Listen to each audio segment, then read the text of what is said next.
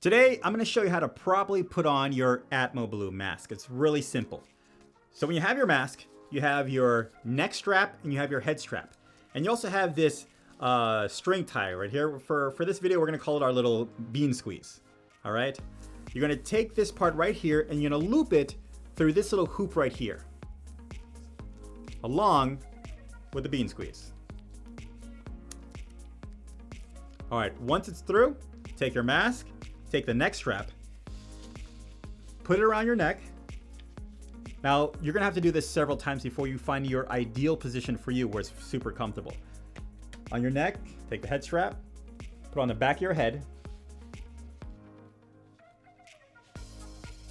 squeeze the bean, pull it all down, make sure it's tight, and you're good to go. And that is how you put on your ATMOBLUE mask.